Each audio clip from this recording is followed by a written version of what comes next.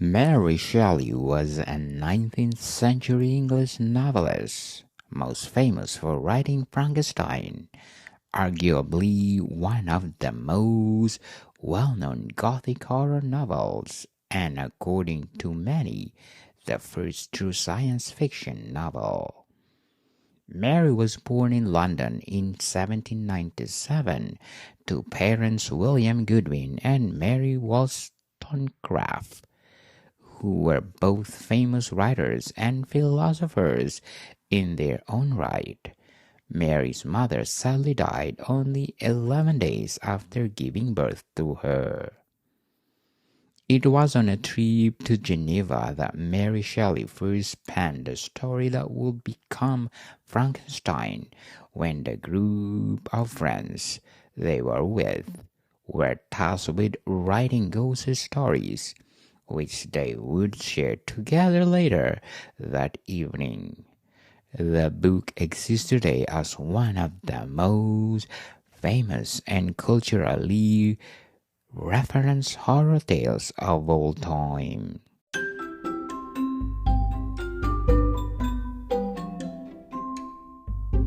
Hi, I'm Daniel Lucas. And I'm Chris Blay, and welcome to Book 101 Review. Yes, Book 101 is created to empower writers all over the world, like Mr. Chris Blay.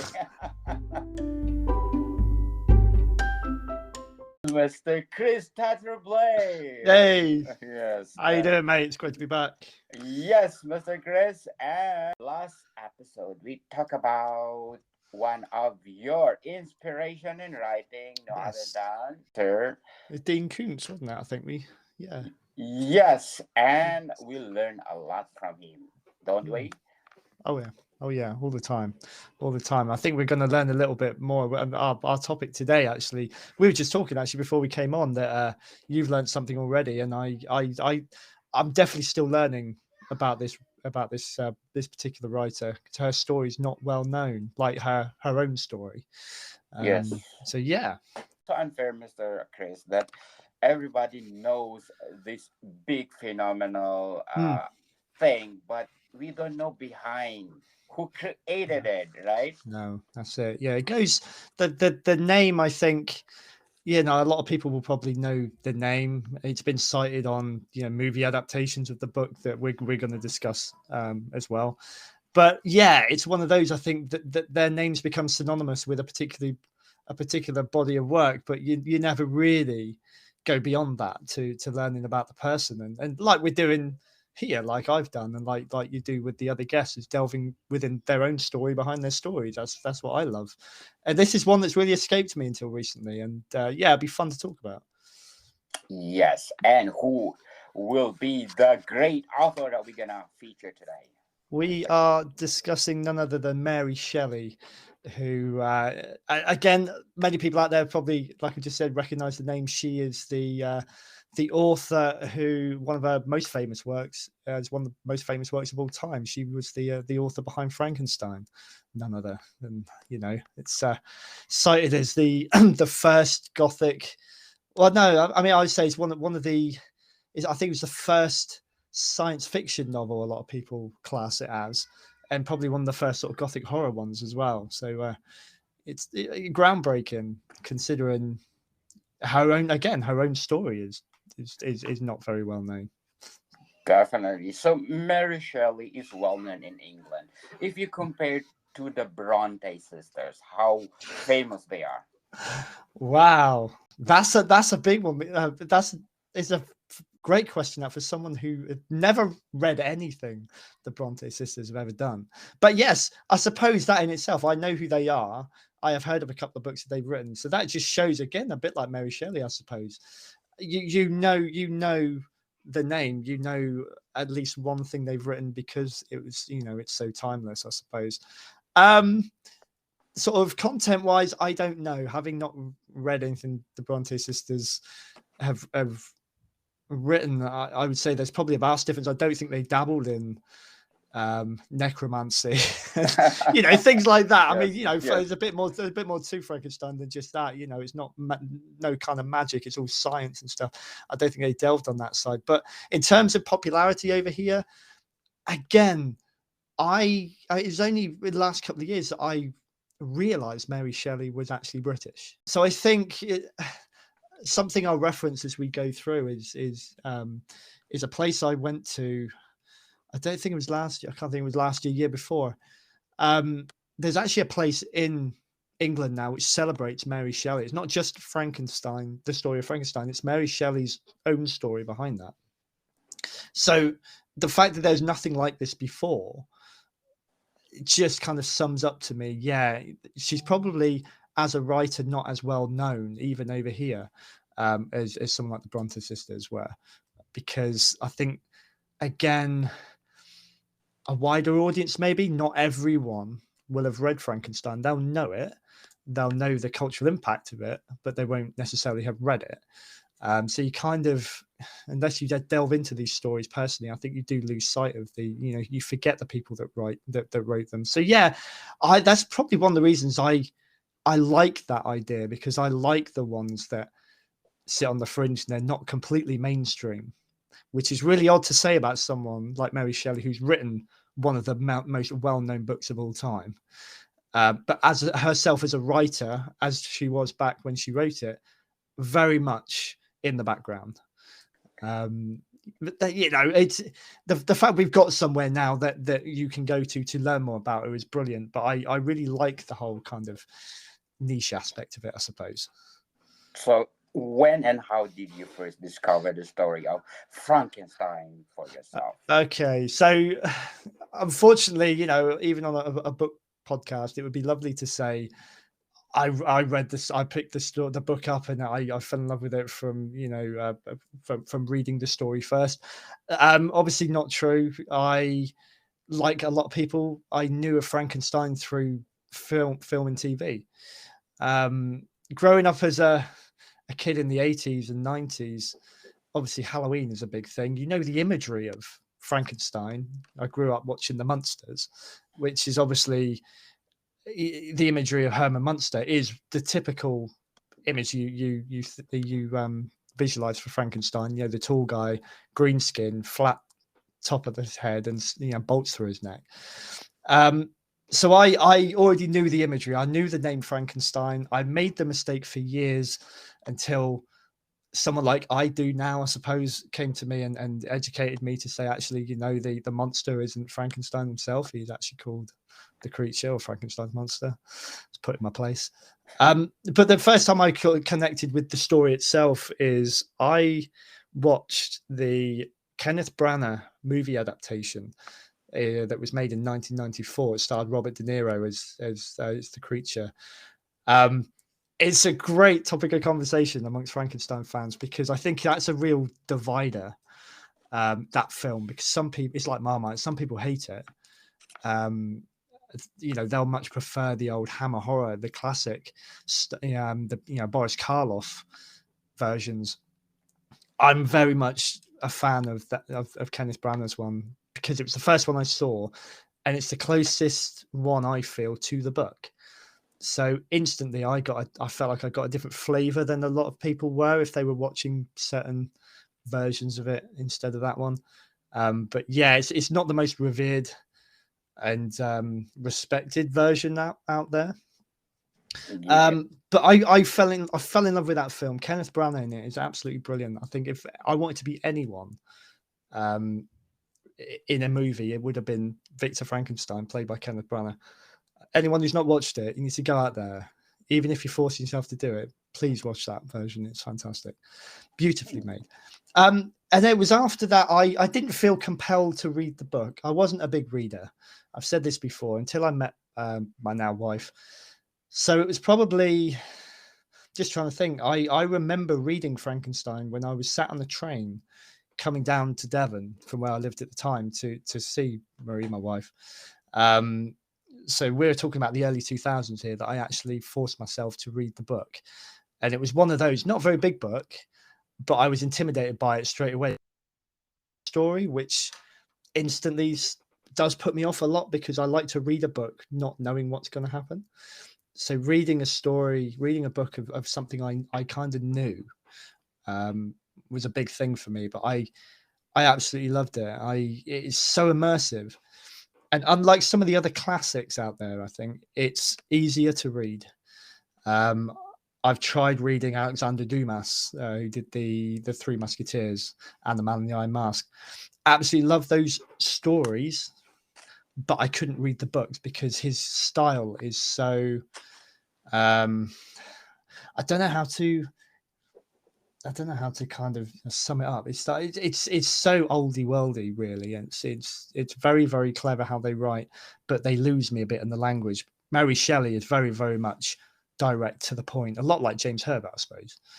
But that was it. So it was the film first, and then the book sort of several years later. And again, I'll be daft if I don't say that it has had some kind of well, not even some kind of, but a big influence on me as a horror fan, not just a horror writer. But it's one of those, I think, that if you're a true horror fan, you've got to have a deep respect for this story anyway.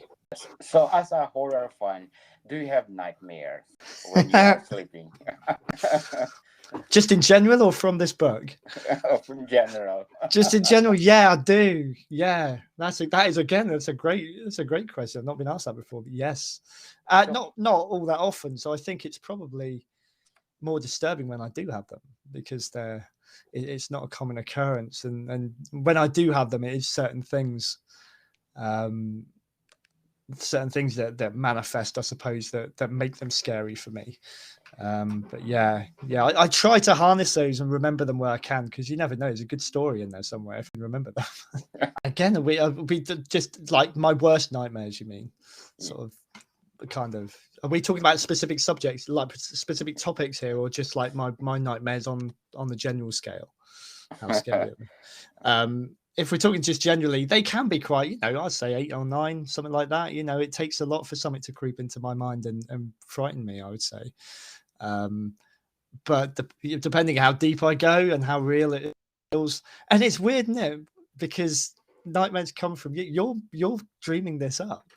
You're letting your own mind come up with this, so you're scaring yourself, which is an even stranger, even stranger idea, to be honest. But if I remembered to have a notebook by the side of my bed all the time, I always wanted to keep like a sleep diary, a dream diary, a nightmare diary would be fantastic, and just to kind of capture these, because I think there's so much inspiration in dreams, and you just lose sight of it because it's very, very difficult when you wake up to remember what was going on. If you go past those first waking moments, so I could have had quite a few other books out there by now if I'd have done that. Yes. So Frankenstein, why do you feel the story made such an impact? I think of the history of it as well. I mean, when it was written, it was the early 1800s that Mary Shelley wrote this. But even before I knew the history, we'll get into the history, sort of her history and how relevant her story is to this. I think it's one of those early stories that really touches on mortality and how you can prevent it, I suppose. And this is where the science fiction aspect comes in, because I think they're right. I don't think there was a lot, or if anything I know of, around this time or before then, that challenged the idea that when you die, you die. Heaven and earth, life and death, it's all very accepted. It's very linear. This story challenges that, because it sort of suggests that there is a way of, when death occurs, there is life beyond it. You can bring something back to life. It may not resemble exactly what they were. It may be pieced together of several people, to make a new being. But you can play God, basically. You can bring life back. And I think even now, and we're talking, what is it, 200 years nearly that this book was written, I think. And what are we trying to do with science now? You see how far we've come, and the things we're trying to do, the things we can do with science. We are trying to play God. We are trying, we've found ways of prolonging life. From even back in Mary Shelley's day, the illnesses that they were just accepted. If you got them, certain conditions, you would die, and there was nothing we could do about it. Fast forward to now, how many illnesses, diseases now out there have we got medication for that can either cure it or prolong life, and whatever. And at some point, we may well come back around, and we may well find this thing which will prevent death. And I think, like Mary Shelley shows in this book, that's not a good thing necessarily. We might all think it's fantastic to either not die, to be brought back or whatever, to have multiple lives, or whatever. But as she suggests, there are risks and there are dangers to that.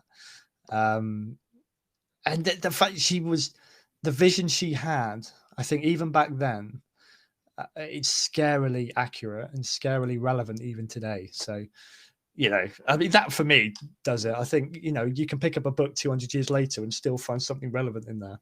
It's goes without saying, it's important. So. Definitely. So how has Mary Shelley work inspired your own as a writer? I'll touch over. The obvious thing is obviously being a horror writer.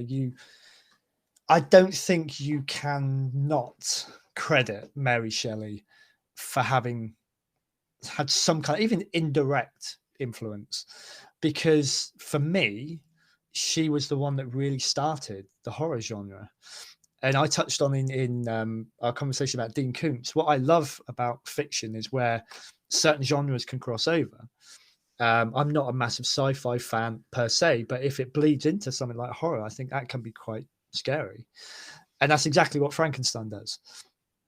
She creates this horror, but it's out of something which actually could be, it was obviously quite advanced from back then, but it's, even looking back on it now, it's something quite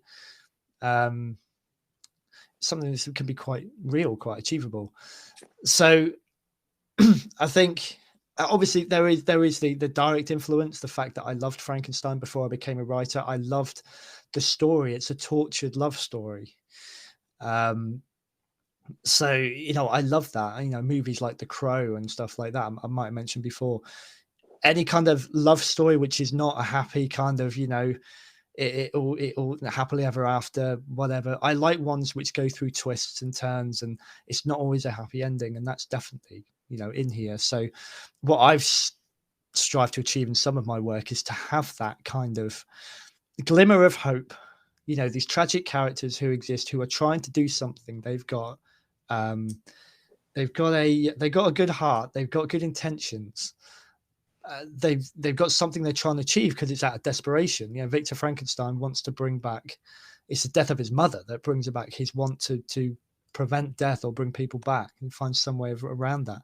Then he needs to do it because he loses his love of his life as well through his own doing. And these characters just kind of stumble into these horrors and these tragedies, and they're just trying to find their way out, find the best way they can do it. And I think I've always tried to have characters like that are very relatable in a sense.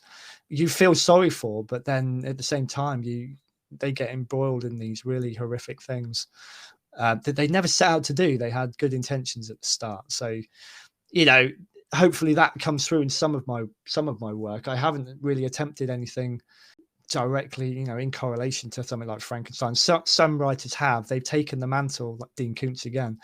They've taken on the legend of Frankenstein and try to take it in their own direction. Sometimes it works, sometimes it doesn't. If I was to do that, I would much rather stick to the true, stay as true to the original story as I could, and not take it too far in the fantasy, the sci-fi route. I would rather, have the more kind of human relationship in there that she had. But yeah, that's it really. I think it goes without saying that horror writers worldwide, they've got to credit Frankenstein being up there, even if it's a passing kind of fascination with it, and then they come up with their own thing later on. At some point along their journey, I would think Frankenstein is there, and it's created some kind of, sent them off in some kind of direction, even if they don't know it. Definitely. So, in your apocalypse trilogy, which part of your books that just say, "Oh, this is a Mary Shelley trademark"? um, Again, sticking with Frankenstein, the reason I think I will always reference Frankenstein is it's the one book of hers. She didn't write a massive amount in her lifetime. Frankenstein's obviously the one that we all know the most. So I will reference two here, but the second book isn't one that I've not even read. I know about, and I can retrospectively draw some kind of relationship to my work with it, but obviously it's not come from me reading the book. I think in the Wildemore Apocalypse trilogy, you look at the character of the Reaper, even though he's not like a flesh and blood being. He's more of like a demon, a spectre. There is, you do get a sense of what he looks like physically, but um, he doesn't necessarily exist on our mortal plane, if we say. His transition, particularly in Acolyte, which we tell his backstory, he was a living man. He was a living being who met a horrific end. And unlike Victor Frankenstein's very kind of noble intentions to bring him back, the character that the Reaper was, a guy called Lucas Stanwell, was he wasn't brought back to life necessarily. He died, but then he was recreated as this being called the Reaper, and it was under demonic intentions by the Council of Eternal Light. So they had a bit like Victor Frankenstein. They had a reason why they wanted to bring him back. And again, a little bit like what happens in the original Frankenstein story. Once he comes back, those who raised him don't realize how powerful he's going to be, and can't really control the power that they have created. So I think, and it's not something I thought of consciously when I was writing it. I didn't sort of think I want a Frankenstein character in there. This is it. I just think looking at it, that's probably the best example of it, and that just shows how this story has bled into the culture of not just horror writing, but all writing. I think you can find that kind of blueprint that was there all the way back when Mary Shelley wrote it. But the Reaper definitely is my sort of nod, I would say, in her direction. Very well said, Mr. Chris. But before we go on, we gonna shout out to the people listening in Spain. Muchas gracias, Spain. They are number 5 in our analytics, Mr. Chris. Fantastic. Yes, in Andalusia, we got a 50% audience share. Madrid at 14%.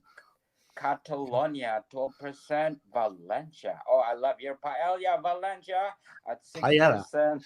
Paella. Yeah. Navarre, Galicia, Castile de Leon, Basque Country, Balearic Island, Principality of Asturias, Murcia, Aragon, Canary Islands. Oh, Tenerife. My wife's parents are actually out in Fuerteventura at the moment, so might get if they tune in, you might get a couple more listeners out that way as well. So. Oh wow! And last but not the least, Cantabria. Oh, thank you so much to Spain for your paella, and thank you for supporting this podcast, because this podcast is created to empower writers all over the world, like Mr. Chris Tatterblay, my co-host. Thank you, sir. So, Mr. Chris, why did you feel Mary Shelley's own life story is so important? Because, and this is going to sound really weird, because we don't know enough about it.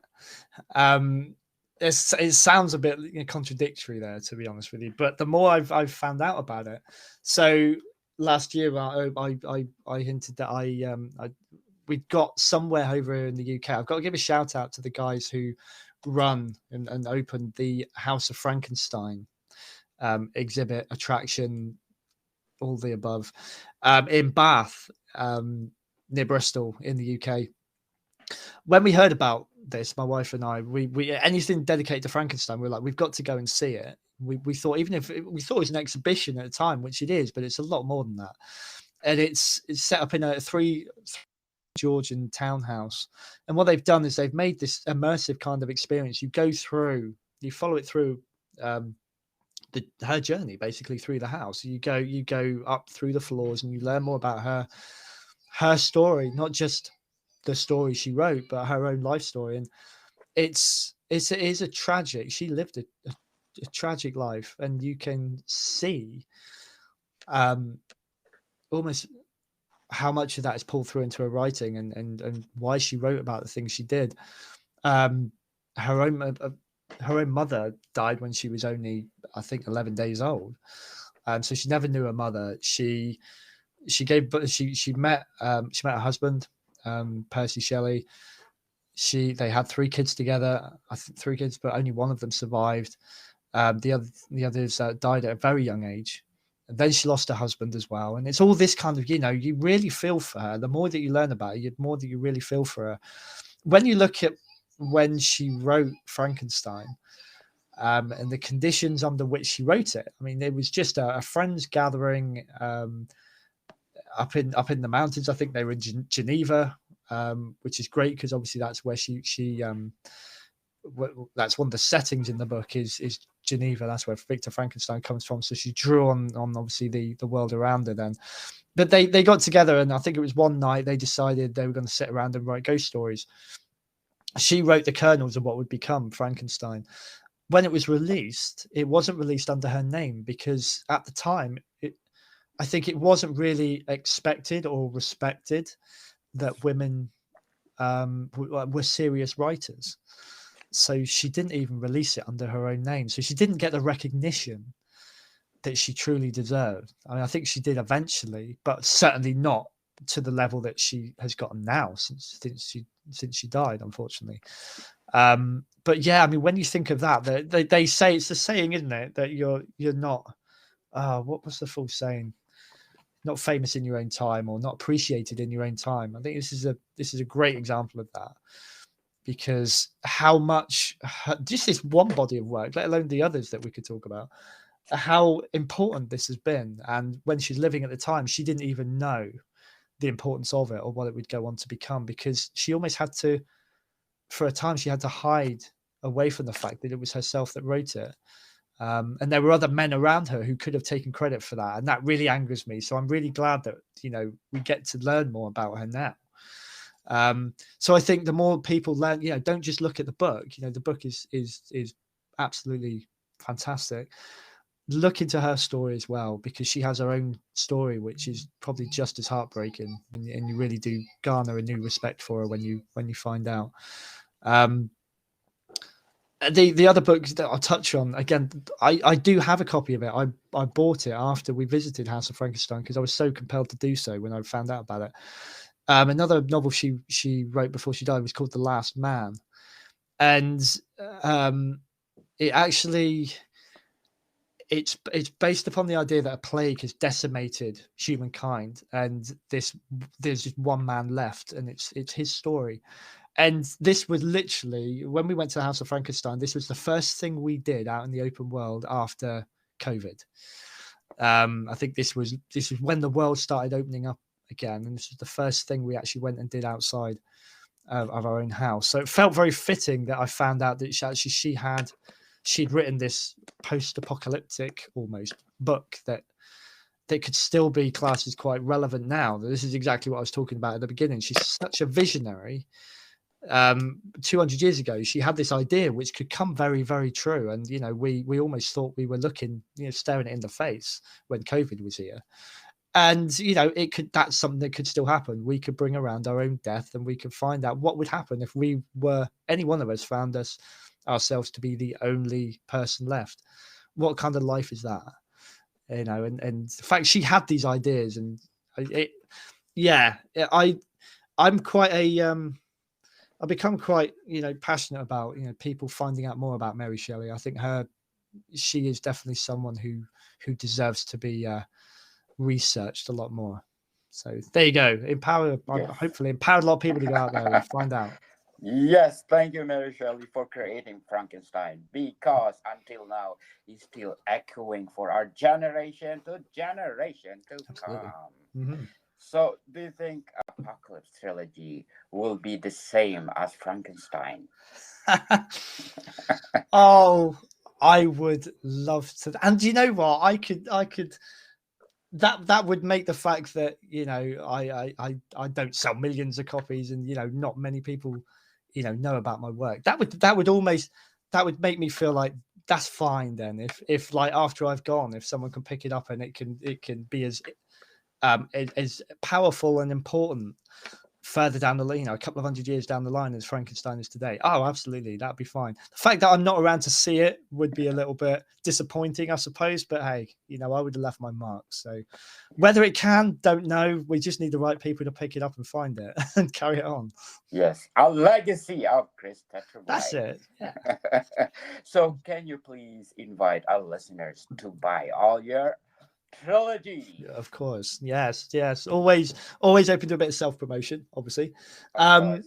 Yeah, if you thank you everyone who's listening to this, and thank you, Daniel, for giving me the chance to delve into these people that have inspired me, because I think my books, the one thing I've always loved is not just the fact that I've written them, it's the fact that I love talking about what's gone into them, and all the things and all the people that have shaped all, you know, anything that's in there. It's all come from somewhere. So hopefully, if you like what I've been talking about over, you know, the last, you know, few months or whatever, if you pop onto Amazon anywhere in the world, I think all the major countries, Amazon do stock my books. If you put my name into there, Chris Tetrablade, you'll find them all pop up. So the Wildemore Apocalypse trilogy at the moment, the parts 1 and 2 are out there for you to grab in paperback. No, not paperback, sorry. They're all on ebook. I'm working on the paperback versions. You'll find Acolyte and the Sowing Season of Gods and Insects will be coming at some point this year. And I've got A Necessary End out there. So that's my other horror-related offering, which is, aside from the Wildemore Apocalypse, it's where I had some fun sort of doing a few shorter stories and things. There's a couple of my personal favorites in there. But if you if horror is not your bag, but you have children and you like reading, you know, children's books, then I've got a couple of those as well. So It's a Long Way to the Moon and It's a Long Night for Santa. Got kids sort of 2 to 6 years old who like, you know, bright, colourful, cute, rhyming bedtime stories. So there you go, in a nutshell. Hopefully something there for everyone. Yes, let's support Mr. Chris Tetrablade, because the books are phenomenal and it will haunt you with the rest of your life. More to come, people. See you soon, guys. Mr.